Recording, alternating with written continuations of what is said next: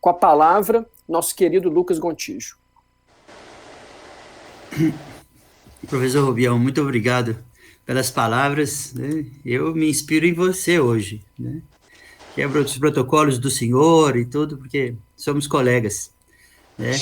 Eu, eu agradeço muitíssimo a todos a participação no evento. Eu agradeço, né, em nome das faculdades de Direito Milton Campos e ao programa de pós-graduação em Direito da Faculdade de Direito Milton Campos, o programa de pós-graduação em nome do professor Jorge Lasmar, seu coordenador, a faculdade em nome de sua diretora, professora Tereza Mafra, e ao Cefos, a nossa mantenedora, em nome do seu presidente, professor Pedro Gelap.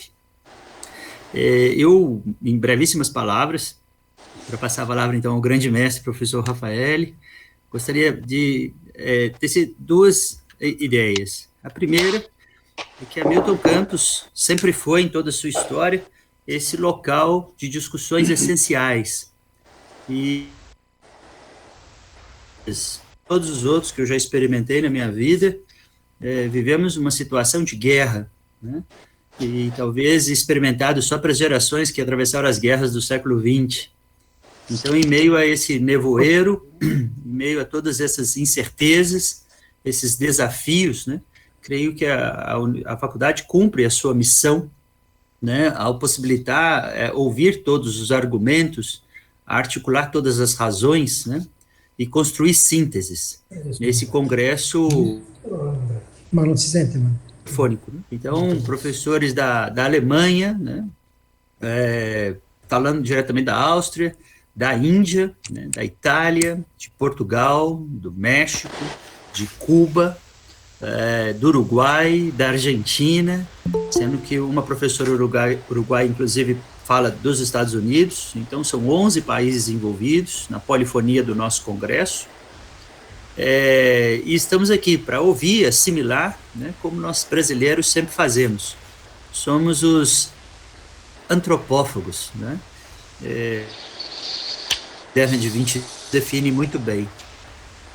Então, é com grande prazer assim, que abrimos essa discussão, né, e partindo dessa matriz, que é o Centro de Estudos sobre o Risco da Universidade del Salento, na Itália, tendo o seu fundador conosco, o professor Rafael Di Giorgi, e creio que o Centro de Estudos sobre o Risco, o Congresso, de certa forma, congrega intelectuais de várias vertentes, mas essa busca por um saber prudente, por um saber reflexivo e, sobretudo, por um saber crítico, né, está muito bem representado logo na sua primeira mesa pelo professor Rafael Di Giorgi e pela professora Juliana Neuschwander.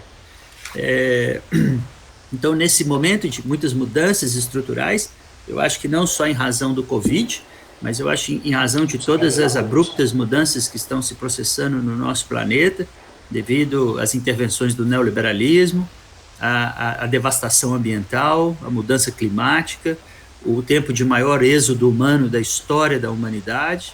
E todas essas configurações fazem desse congresso um congresso decisivo, que está sendo também gravado, posteriormente vai ser disposto, e sem dúvida nenhuma é um marco na história da Milton Campos, é um marco na discussão jurídica, né, e científica de todo o nosso país.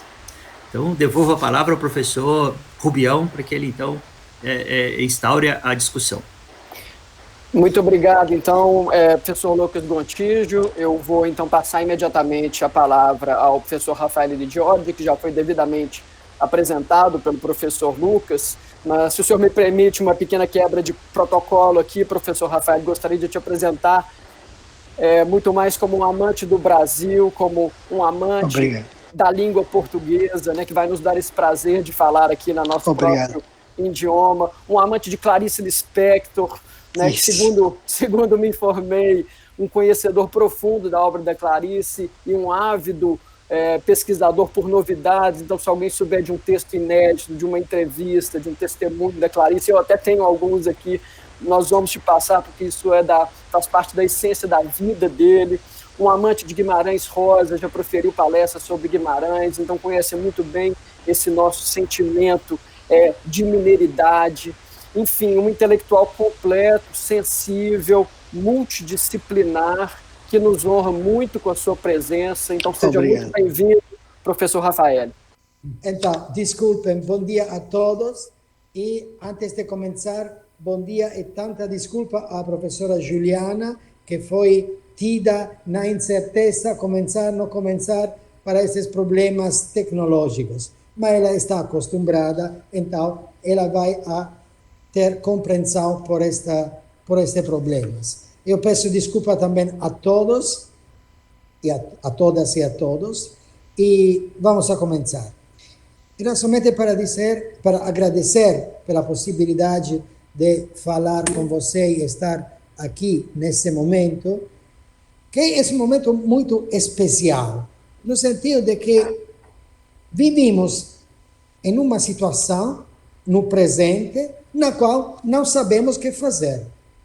Não temos nenhuma ideia, nem do que está acontecendo, nem do que podemos fazer, nem do que vai acontecer, naturalmente. E se você faz um pouco de atenção aos conteúdos das comunicações, então você vê que fala-se continuamente do futuro, temos que fazer isso, temos que tomar esta decisão, temos que fazer este projeto, temos que fazer do futuro.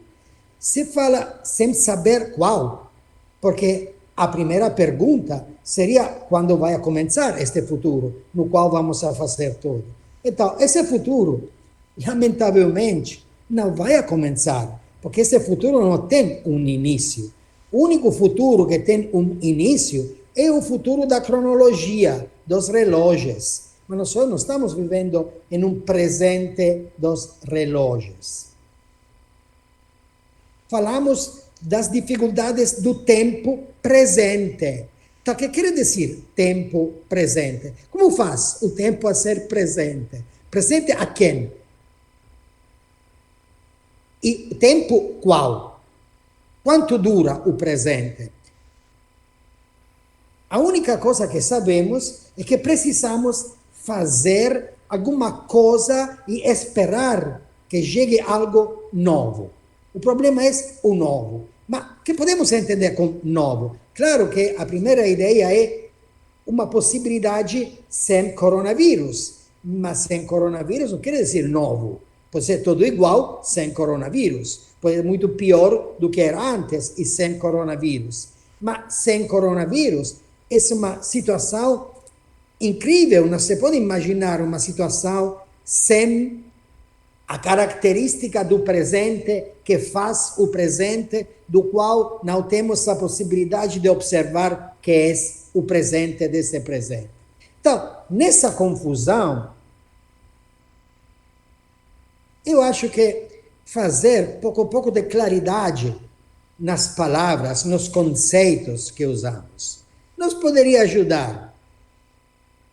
Não sei se pode nos ajudar a ver alguma coisa a mais, mas por lo menos a ver algo na cegueira na qual estamos. E nas cegueiras, não é verdade que todas as vacas são pretas, como dizia Hegel, porque esta seria a oscuridade. Nós só temos obscuridade nos olhos. Mas, como você sabe, a oscuridade é uma das condições do ver. Então, vamos a ver o que se pode ver, se temos a possibilidade de ver alguma coisa. Primeiro, a ideia do novo. Então, o que podemos entender com novo? Na velha história da ontologia do absoluto, o novo era uma promessa não cumprida. Esse é o novo. Não? O futuro não cumprido. Na história do mundo, quando se realiza o que se costuma chamar de secularização, o novo pode ser uma revolução ou uma ameaça que se realiza. As duas são revolucionárias. Nesse momento, a ideia que podemos ter, reformular de novo, pode ser uma ideia de libertação escatológica, não? como se acostuma dizer, nas mitologias das religiões, não? Inclusive o cristianismo e as outras religiões.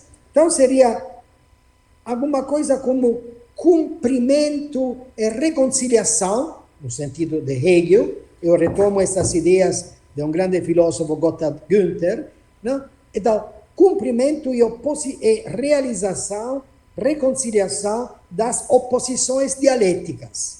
Mas que seriam essas oposições dialéticas? Não podemos entendê-las no sentido de Marx, por exemplo, porque trabalho temos pouco, obreiros não temos mais e capital existe demais. Então, mas somente a ideia da libertação em um futuro qualquer, no qual você vai realizar a reconciliação das oposições, nos faz possível imaginar dessa maneira escatológica que o passado vai a morrer no seu fundamento. Vai ser alguma coisa de profundo. Sim. Mas esse não é que vai ajudar nós outros muito. Retomamos ainda uma vez algumas ideias de Hegel. Hegel dizia, na natureza não tem novo. O novo aparece somente ao nível do espírito, dizia ele. Por quê? Porque só ao nível do espírito existe um princípio universal. E o que acontece, segundo o pensamento de Hegel, ao nível do espírito? Acontece que o espírito tem como verdadeiro obstáculo a si mesmo. O espírito tem a si mesmo como verdadeiro inimigo que ele precisa superar.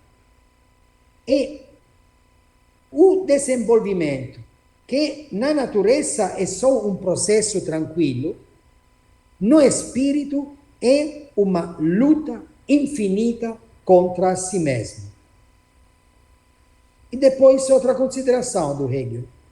A história do mundo, Weltgeschichte, dizia ele, representa uma sequência de estágios do princípio universal do espírito, cujo conteúdo é a consciência da liberdade.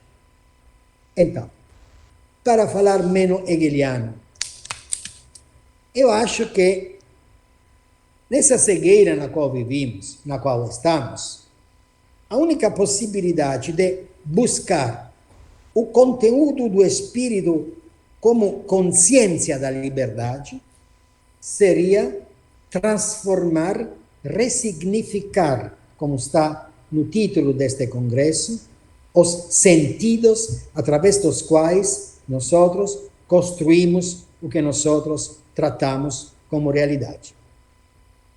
Somente com outros sentidos temos a possibilidade de transformar em um problema o que agora não vemos, e quando vemos, nos aparece como uma obviedade. Precisamos alguma coisa de novo, sem saber quem. Precisamos realizar outro futuro, sem saber quando este futuro começa e se vai a começar e se pode começar. Não temos nenhuma ideia. Então, fazemos como os cegos que nos ajudamos com bastões para ver se conseguimos ressignificar. Isso quer dizer reconstruir, isso quer dizer construir praticamente. Alguma coisa que podemos utilizar como realidade. Então, a pandemia nos deixa uma sensação de uma urgência do presente. O presente tem alguma coisa urgente que precisa ser feito.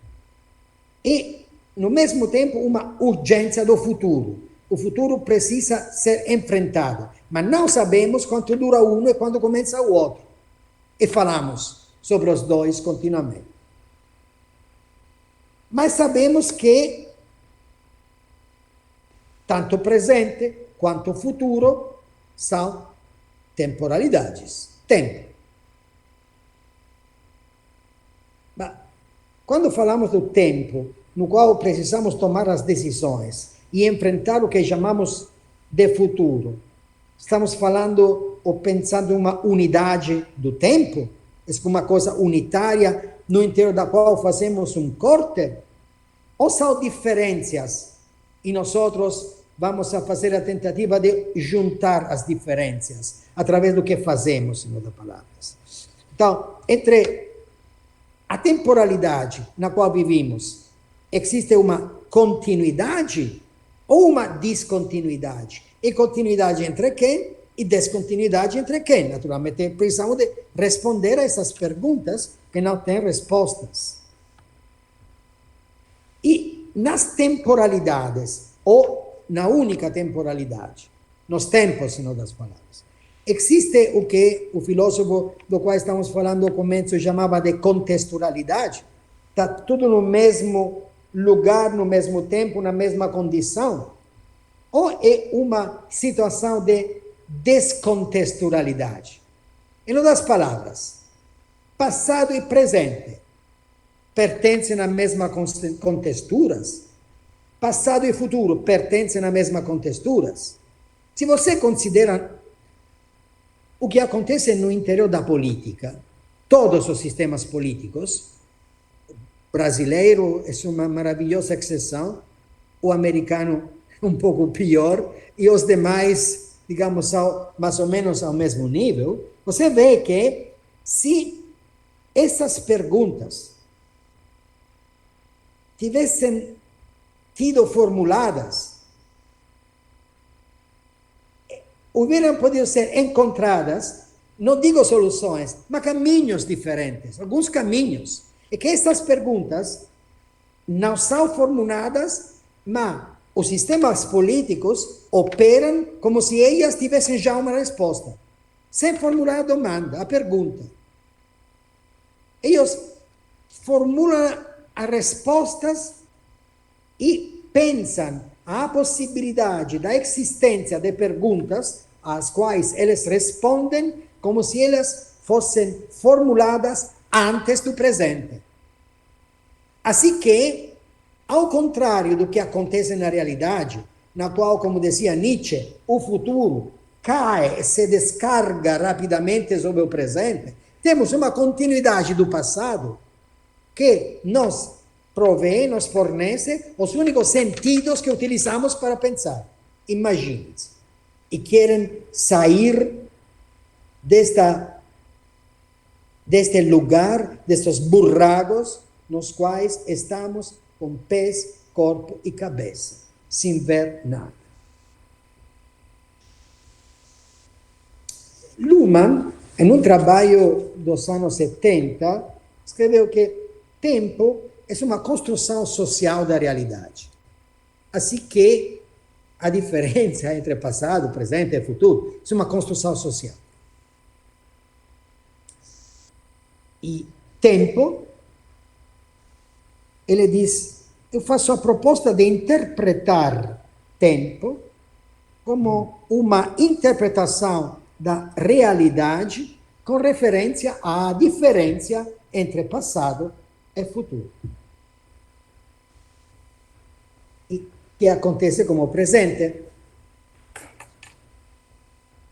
sem a capacidade de uma observação da paradoxa, desta situação paradoxal que é o presente, nós construímos continuamente passados e futuros que não têm conjunção, porque o presente não é nada mais que a unidade da diferença entre passado e futuro.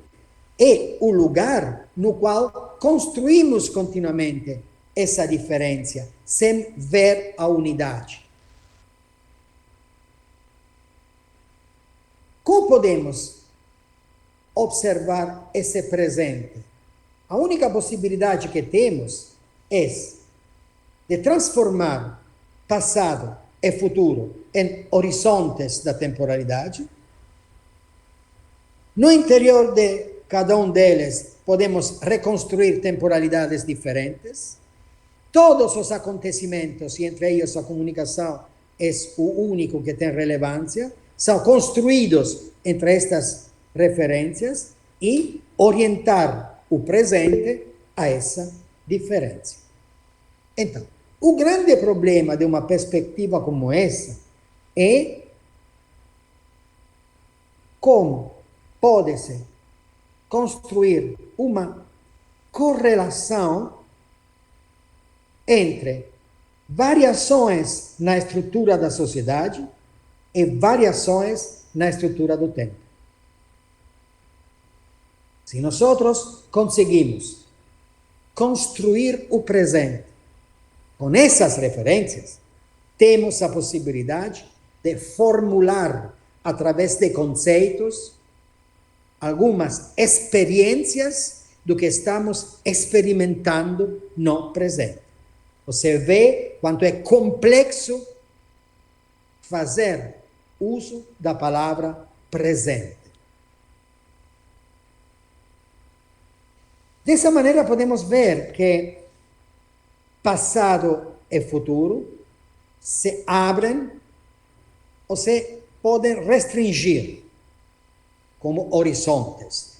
Você sabe que todos os horizontes não se podem atingir, porque são horizontes, e todas as vezes que nos acercamos a um deles, ele vai se adiar, vai se distanciar naturalmente. Temos, pelo menos, duas técnicas de enfrentar, ou tecnologias, de enfrentar estes horizontes. Restringir ou expandir. Por restringir, podemos utilizar a expressão de defuturizar, se reduzir os espaços do futuro. E futurizar é reabrir os espaços do futuro. O que fazem aqueles que negam a existência do presente? Os assim chamados de negacionistas. Eles defuturizam, destruem qualquer possibilidade de uma abertura, de qualquer alternativa, e defuturizam. No sentido de que eles pojam as possibilidades do futuro no vazio paradoxal de um passado que eles não conseguem ver porque eles, tristemente, vivem no presente.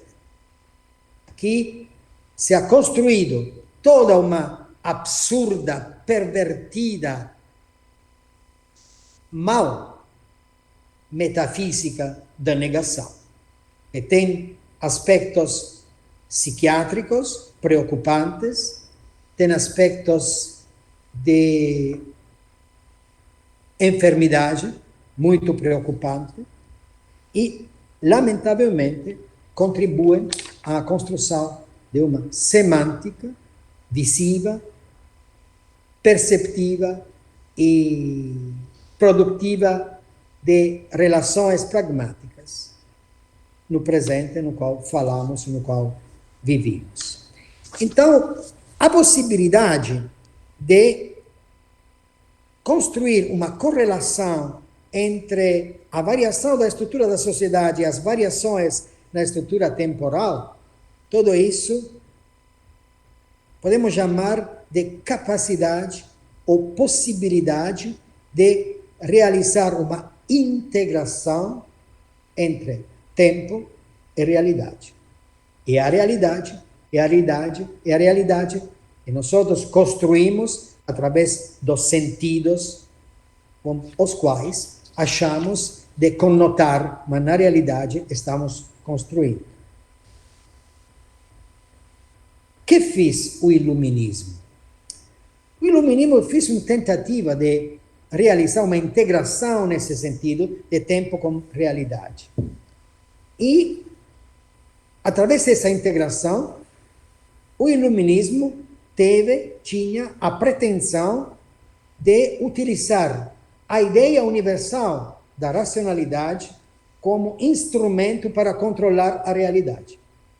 Esse foi um grande alcance do iluminismo e O iluminismo realizou os requisitos da estabilização originária, da diferenciação moderna da sociedade, da forma da diferenciação social na sociedade moderna.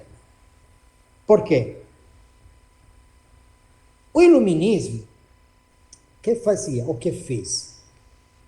As diferenças foram reunificadas na perspectiva da unidade universal da razão.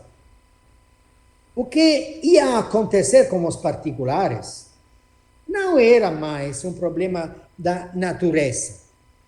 Não tinha mais diferenças naturais entre os homens. Os homens podiam ser declarados todos iguais.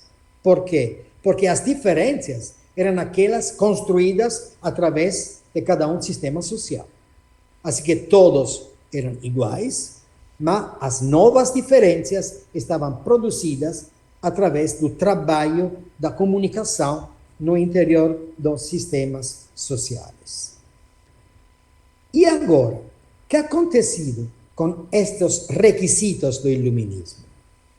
Nos últimos 20 anos, foram desenvolvidos, 20, 25 anos, no assim chamados think tank, como se acostuma a dizer nos Estados Unidos, da política e ocidental, foram construídas atividades intelectuais nas formas mais modernas, dos blogs, redes sociais, comunicações, sites, links, etc. Todos os quais tinham como referência o obscuramento do iluminismo. Eles chamaram de Dark Enlightenment. Os grandes padres da política contemporânea dos Estados Unidos são todos filhos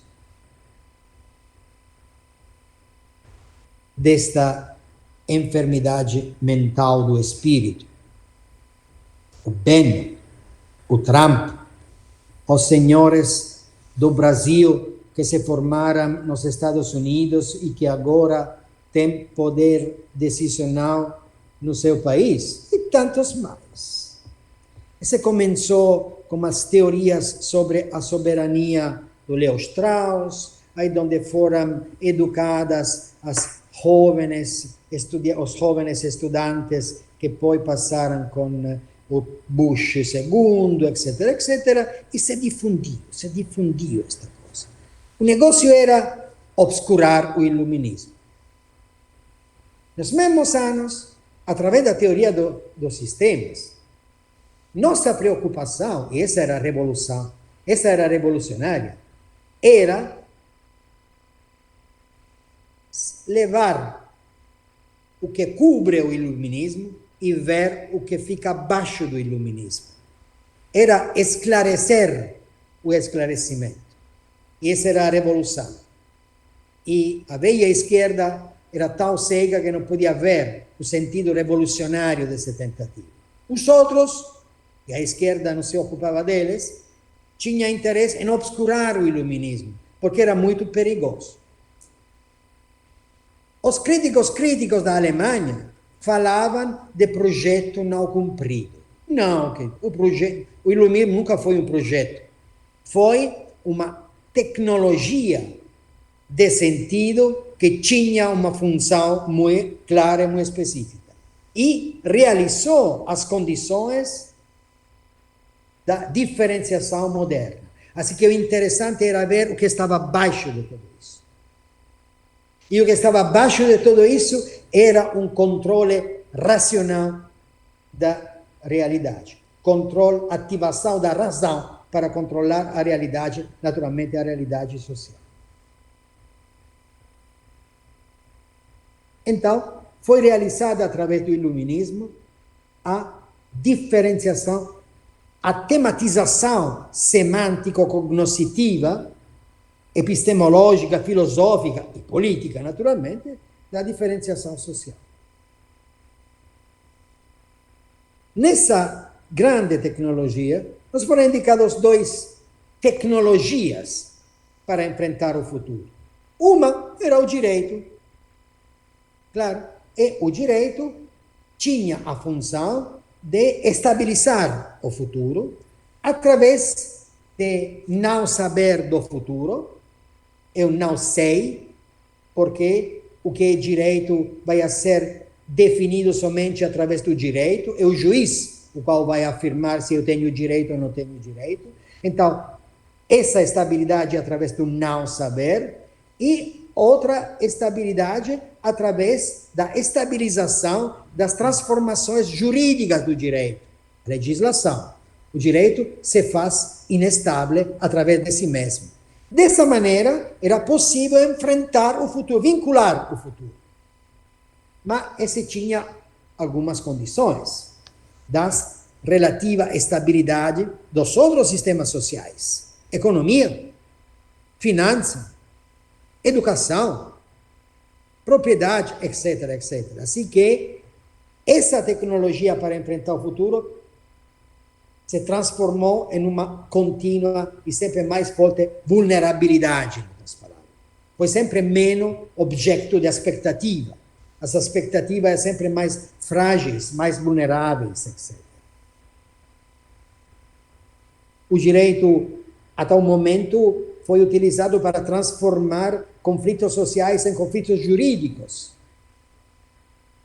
Mas quando a instabilidade da política utilizou o direito para enfrentar os problemas políticos, os conflitos jurídicos voltaram a ser muito mais inestáveis, muito mais perigosos, muito mais incontroláveis do que eram os originários conflitos políticos mesmos.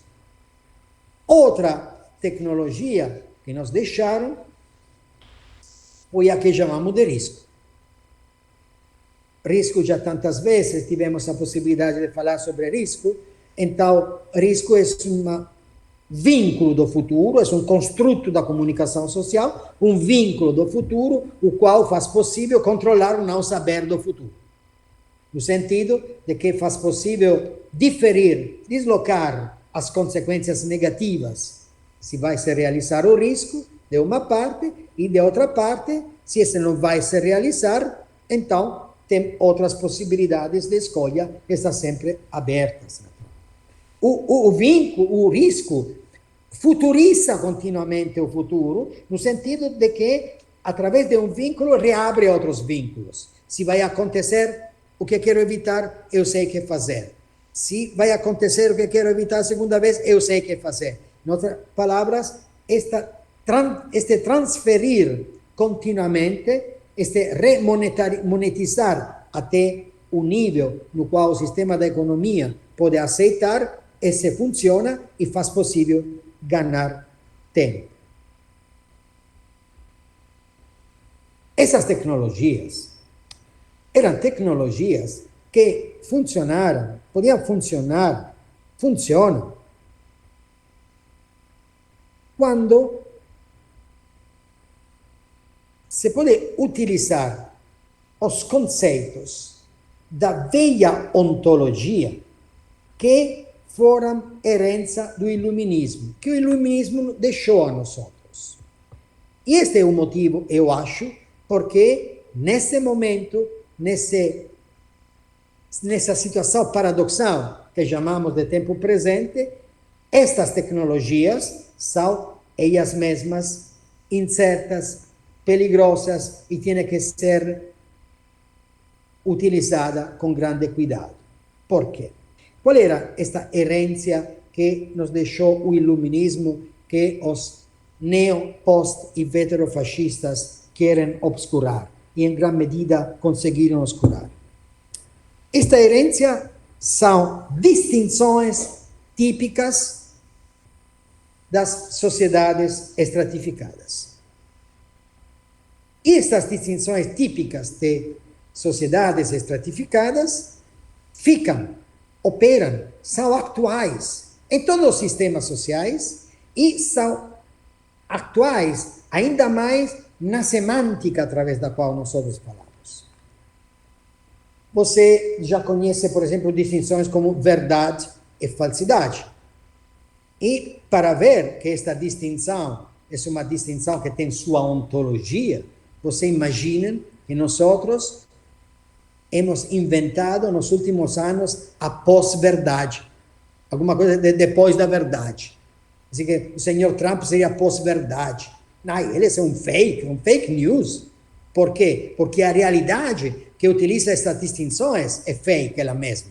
É inutilizável, sabemos.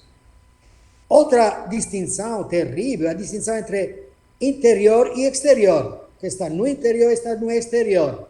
Por quê? Porque esta distinção funciona com relação ao ponto de observação. E toda a física moderna, a partir de Heisenberg, no começo do século passado, do século XX, nos ensina isso. Distinções jurídicas, como cidadão e estrangeiro, por exemplo. Cidadão, não cidadão. Podemos continuar. Por quê? A atenção sobre essas distinções da velha ontologia de uma sociedade estratificada. Porque a ontologia não tem mais espaço. Nós outros vivimos o que estamos vivendo não porque as promessas não foram cumpridas, como a teoria da substância. Vivimos porque somos responsáveis do que construímos. E por que somos responsáveis do que construímos? Porque somos partes do que construímos. Nós outros somos parte do mundo. Então, e como podemos conseguir ver tudo isso? Graças a Deus, o vírus nos está deixando abrir os olhos. O vírus ha difundido o que gostaria de dizer uma razão imunitária. Uma imunização frente à velha razão, imunização frente a outras razões, difusão de razões negativas, que se imunizam frente à imunização.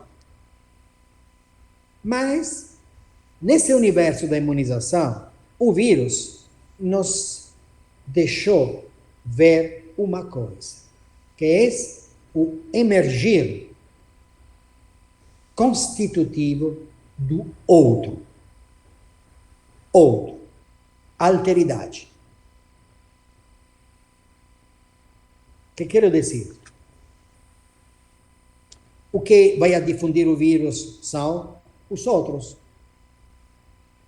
Eu preciso proteção frente aos outros.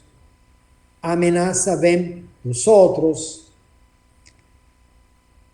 A imunização vai me imunizar frente aos outros.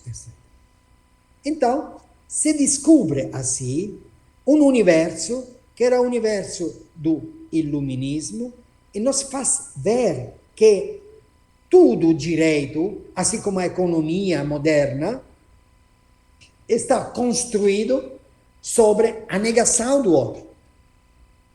Sobre o outro como diferença. O outro como outro, em outras palavras. Seja de outra cor, seja de outra sexualidade, seja de qualquer outra possível e impossível sexualidade, seja de outra raça, seja de outro país, seja de outra riqueza, seja de outra fé, seja do que seja. Outro. Então, a questão da alteridade substitui a velha questão política do inimigo, no sentido que o outro, claro que é inimigo, mas precisa ser determinado o outro. E o que acontece nesse presente tão paradoxal é a individuação do outro, a determinação do outro. O vírus não tem dificuldade. O vírus determina imediatamente o outro, evitando o lugar no qual ele já foi e passa a outro lugar. O iluminismo tinha incluído o outro e tinha confiado, atribuído a tratação, o tratamento do outro aos diferentes sistemas sociais. Mas o que aconteceu? Aconteceu com o tratamento da alteridade no interior dos diferentes sistemas sociais, que começou a se produzir uma excedência dessa alteridade. Os ricos são 1% de todos. Os não enfermos são uma percentual muito pouca. Os assim chamados normais são muito poucos, etc, etc.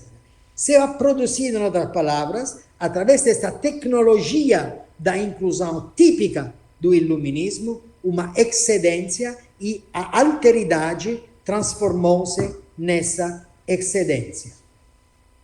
Mas, se você considera a estrutura da comunicação social, e nós estamos convencidos de que a sociedade é o universo da comunicação social, a estrutura da comunicação social não tem essa ontológico, metafísico, iluminística centralidade da subjetividade. A comunicação social está construída sobre a alteridade. O que toda esta tradição filosófica chama de ego, de sujeito, não é nada mais que a alteridade da alteridade. É o outro do outro. Para o que essa filosofia chama de subjeto existir, precisa do outro. E ele pode existir como sujeito, mas somente na medida na qual ele é outro do outro.